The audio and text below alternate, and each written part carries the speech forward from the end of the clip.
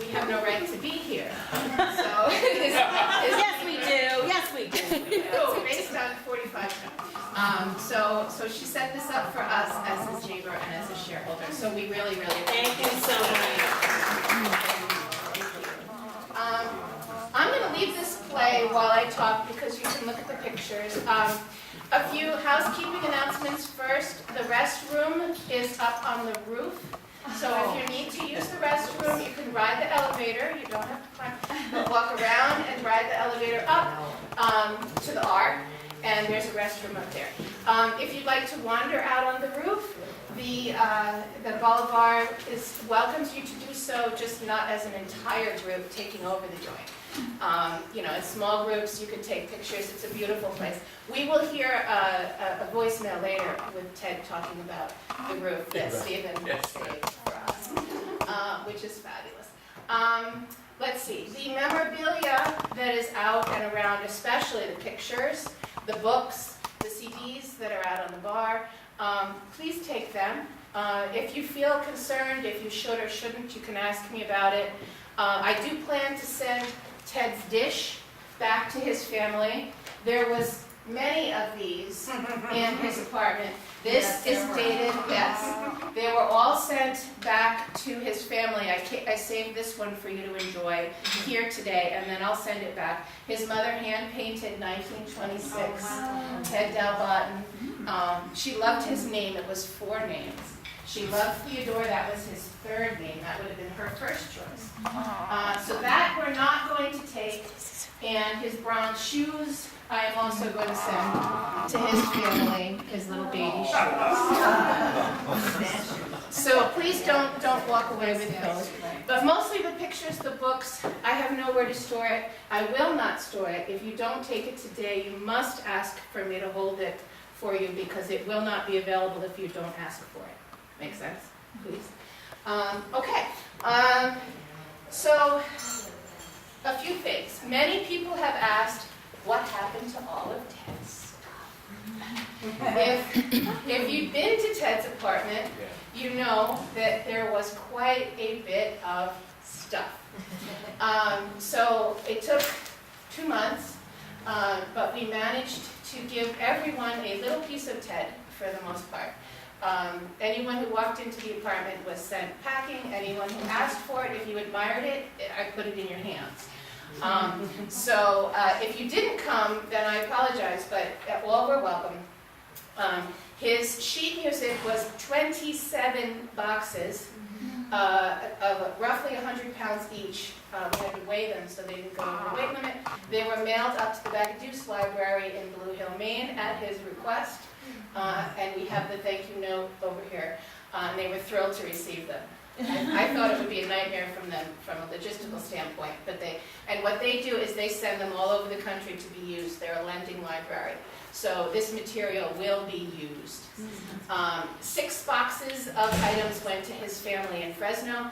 They found his obituary online, thanks to his group who posted it. Otherwise, they would never have found me.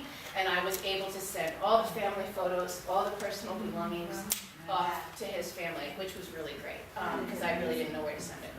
And a bunch of other things went. Materials for the Arts, which is a not-for-profit organization in New York City that supports New York City not-for-profit groups, schools, drama and theater organizations, and anyone who signs up to go. It's an enormous warehouse where someone else's trash becomes your treasure, and it's free.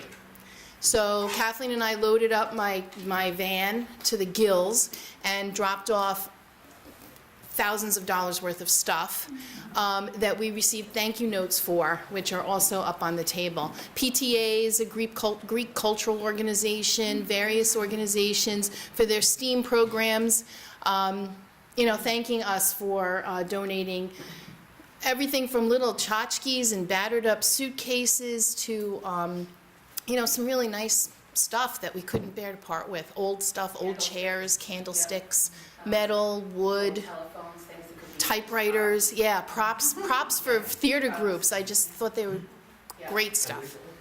Long Island City, right? It's located in Long Island City, but it's for all of New York City not-for-profit organizations. You can donate, and then you can also go there and shop for free. You just register ahead of time, and there's a whole process. But They request Materials for the Arts, for the arts. MFTA, and you can Google MFTA, it pops right up. Yeah, you have to prove that you're a nonprofit. Yeah. And the only thing they ask for is that you write a thank you note. So I keep, daily, I get thank you notes in my mailbox saying thank you for this, thank you for that. So a little piece of Ted is everywhere. All over New York City. That's true. People ask about his pianos. One was meant to go to Gary, but it was too hard to get it to Gary. The other was meant to just, but it turns out the pianos had no value. They were turned down over and over and over among my protests. But they're Mason and Hamlin. But they're 1906. You know, and however, I was able to practically give them to a restorer who took them and will restore them. At least that's what he told me. Because and so they will be played and restored. Which was my goal. I didn't. Otherwise, everyone kept telling me they're landfill. I said, you're hurting me. They're not landfill. So we kept pushing, and so I have the promise they will be restored. Which restorer? Sorry? Which restorer? I will have to look that up for you. Okay. It was a while ago. Yeah. Sorry. Don't remember. Okay. So. That answers most of the where did everything go question. So I would just like to thank Kathleen. Oh, yeah. I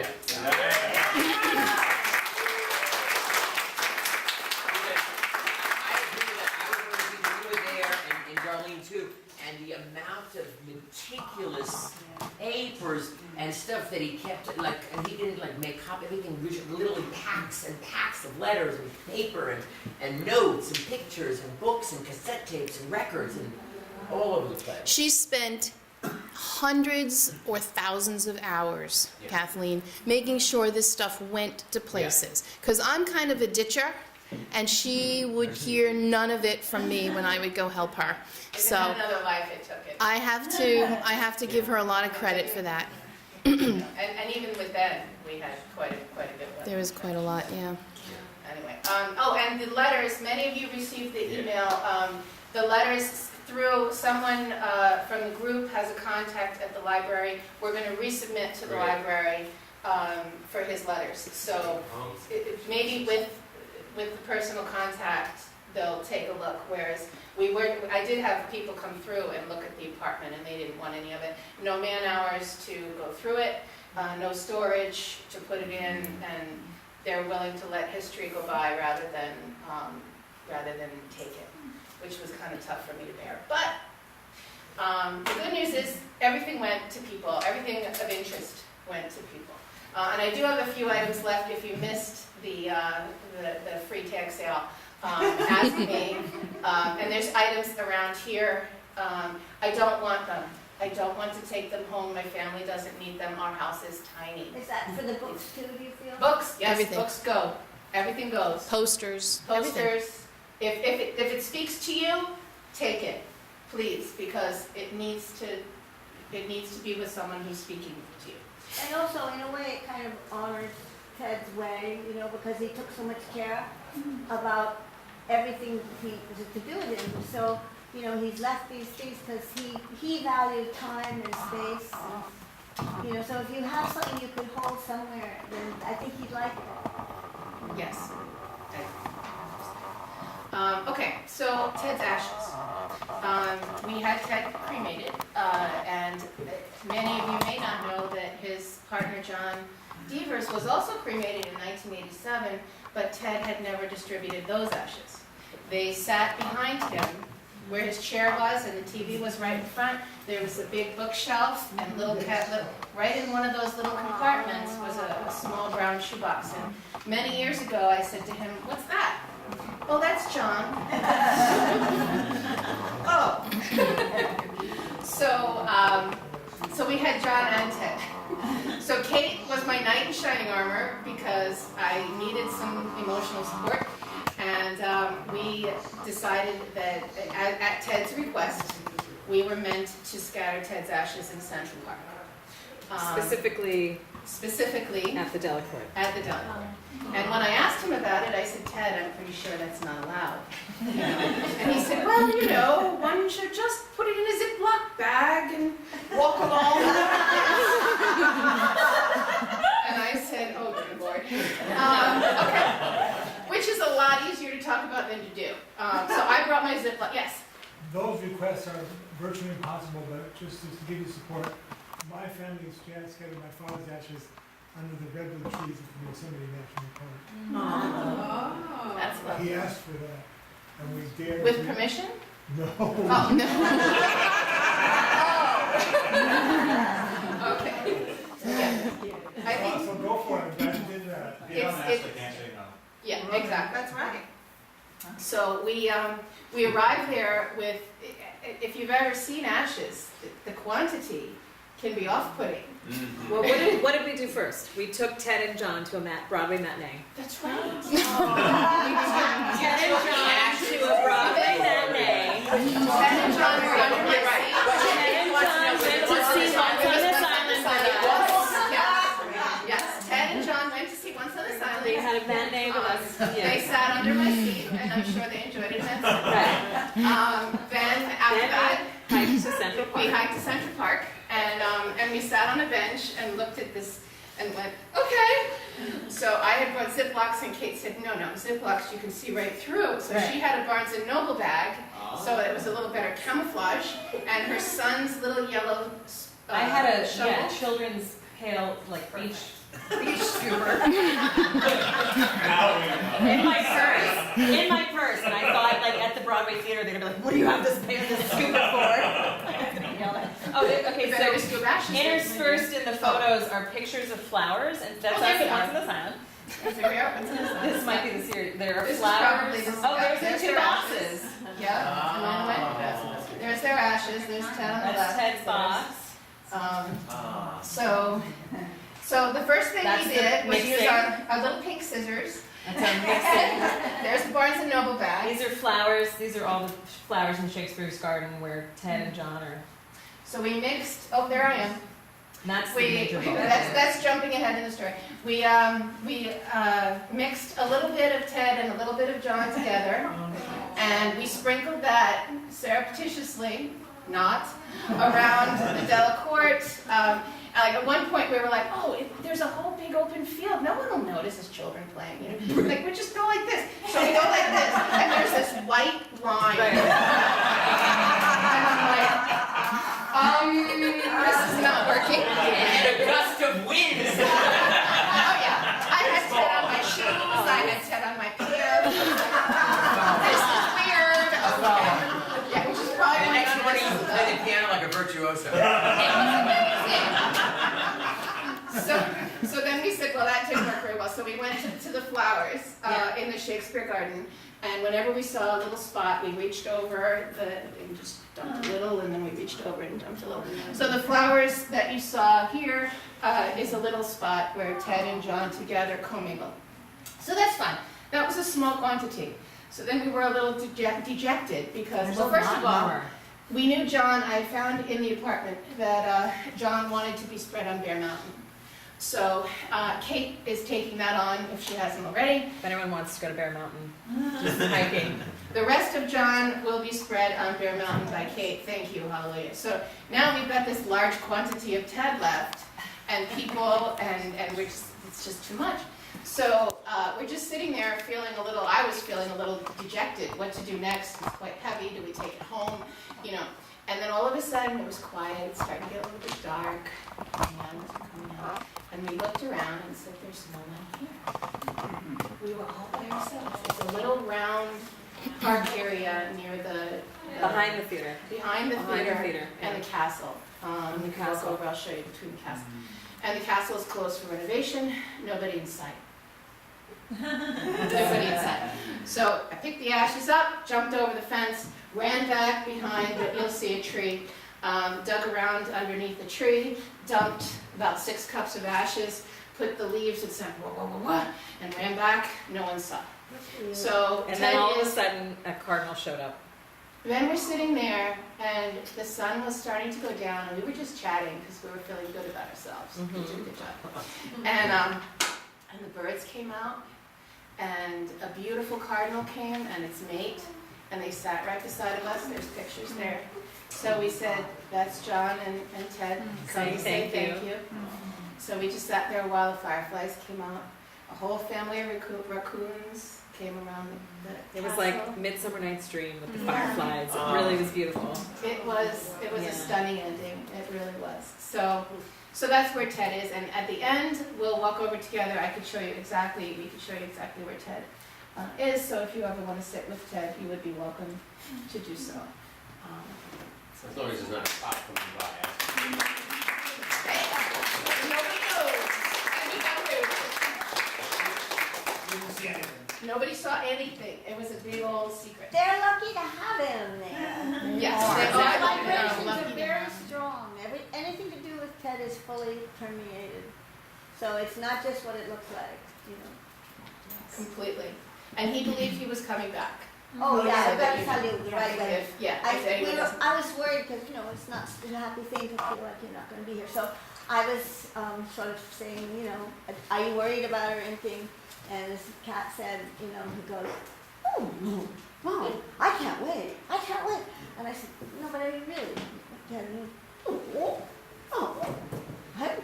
I'll be back. I'll be back. What's the matter with you? Yeah, he really did believe in reincarnation. He would talk to me about that in the car every time I drove him home. Yes. Yeah, he told me about it many times. I'll be back. I don't know what as. What as? The bird. Maybe it was that bird. So those are those stories, and now we're going to ask, please, Gary, to read the 23rd Psalm. Oh, Ted left a memorial script behind.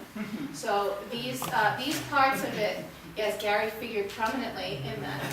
Every single thing. Yeah. You want to do everything. I know. It would be everybody else and Gary. So the 23rd Psalm and the Lord's Prayer and a few other things are at Ted's request.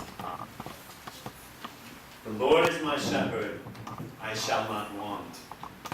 He maketh me to lie down in green pastures. He leadeth me beside the still waters. He restoreth my soul. He leadeth me in the paths of righteousness for his name's sake. Yea, though I walk through the valley of the shadow of death, I will fear no evil. For thou art with me. Thy rod and thy staff, they comfort me. Thou preparest a table before me in the presence of mine enemies. Thou anointest my head with oil, my cup runneth over. Surely goodness and mercy shall follow me all the days of my life, and I will dwell in the house of the Lord forever.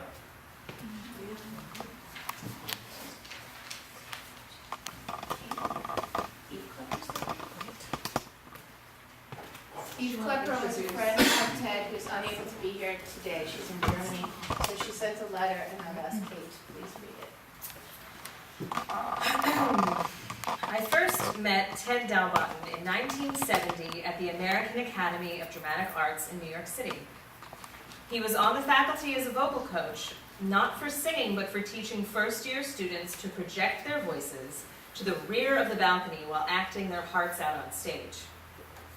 I don't remember too much about that time. After all, it was almost half a century ago, but I remember Ted very well. He was always very dapper, a smart dresser, and had the posture of a Roman emperor. He taught us that breathing was the foundation for every spoken word, and I will never forget how he would stand behind a student and place his hands on his or her stomach to make sure the inhale was not shallow, but went all the way down to better support the lines to be spoken. This was the time when method acting was very popular and Brando-esque mumbling was in fashion, particularly with the male students. This did not fly with Ted. As he rightly pointed out, if the actor cannot be understood, he is not serving the play. I believe Ted was only at AADA for 1 year. His teaching methods were quite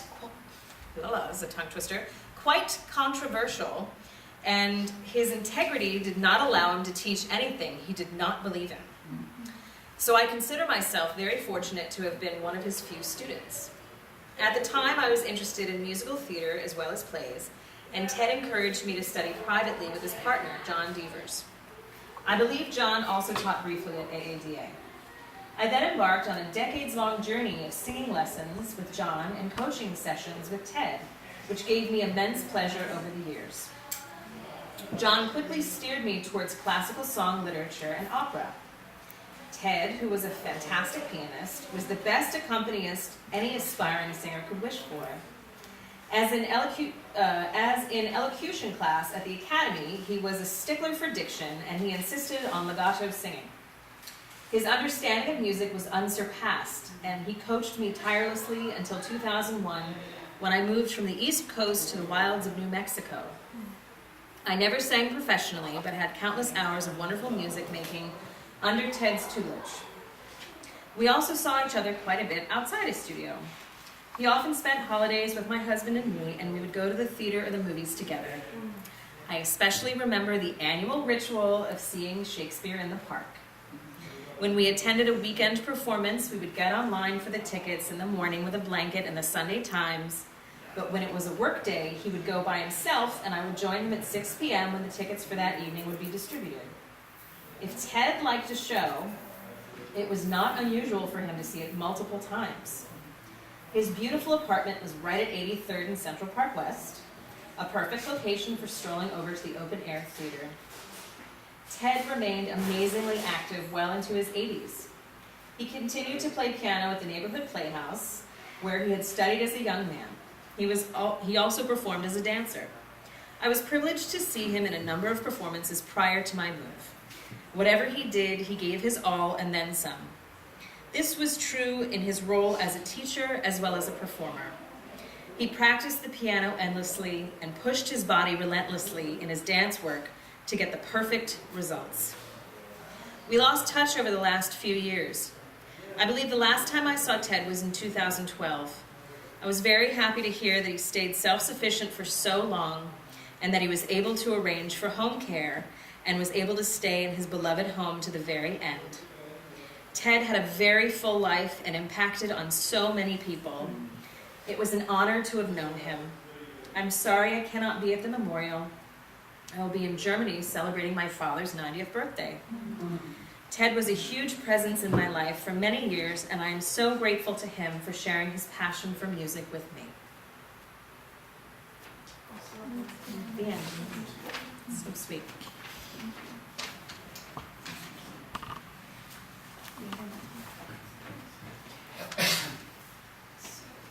Darlene asked to speak. Thanks, Spencer. Darlene worked with Ted at the Playhouse, and she can introduce herself for a bunch of years.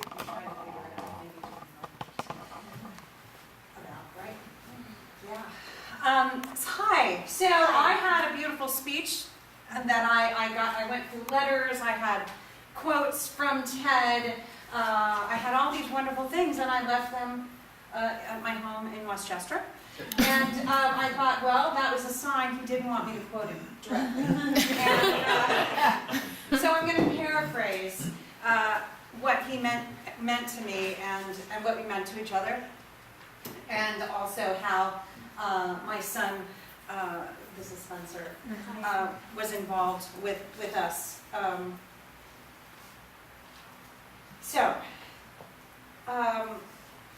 hoping that he's going to help guide me through this improvisation, which he was always so good at. One of the things that I was reading was a quote from one of his writings, and that was that he wanted a memorial, and he did not want a funeral.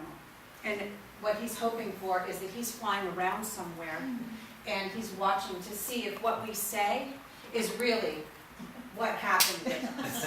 And so I hope that you're here and you understand that we're all speaking with sincerity from our actual experiences. To me, Ted was a talented artist with the utmost integrity. It was in everything that he did, really, in how he taught, and how he lived, and how he loved. I was so inspired by him in his whole being, how he existed with us, and I hope to carry that as I move on through my journey. It was about 10 years ago, in honor of Ted's 60th year teaching at the neighborhood playhouse, that Kat threw him a surprise party. And my class was the oldest group of students there, the high school students.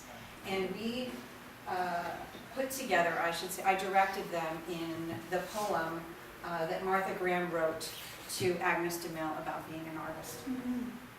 And the kids revered him and loved him and looked up to him. And so it was with them that with him in mind, that they presented this piece. So I later learned from a letter that he sent me that when he heard the final paragraph, which is, "No artist is pleased. There is no satisfaction whatever at any time. There is only a queer, divine dissatisfaction, a blessed unrest that keeps us marching and makes us more alive than the others." It was that quote that inspired him to keep teaching at the Playhouse, because he had told Kat that he was going to stop. And so he wrote me a letter and said that it was the children's speaking that to him in that moment that said, "Wait, I'm going to stay here." And so I felt honored to be part of that process for him, because I know that Kat was really trying to talk him into staying. And so I was helping her with her goal. And I hadn't seen that letter in 10 years until I went to Ted's apartment upstairs, and Kat showed me this whole area of where his letters were. And I picked up a stack of letters, literally about this big, and I just thought, oh, I want to look at these, and I opened it up, and it was to the letter that he wrote me. Yeah. And I said it to everybody. Spencer was there, John was there, Kat was there. And so I thought, you're here with me. You're talking to me right now. And so I thought, well, there's a reason behind this, and I wonder what it is. And so I wanted to share that story with you. And at the end of the letter, there was a final paragraph about Spencer. And Kat told me that his picture was still by his bedside to the end. And I'm going to paraphrase it because I don't have the letter with me. But he said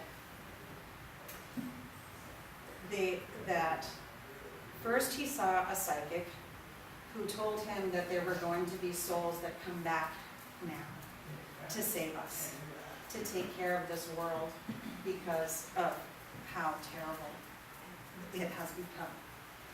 And so then another psychic was at his home and saw Spencer's picture and said that this picture is the eyes of an old soul who is back to help us with the world. And so, No pressure.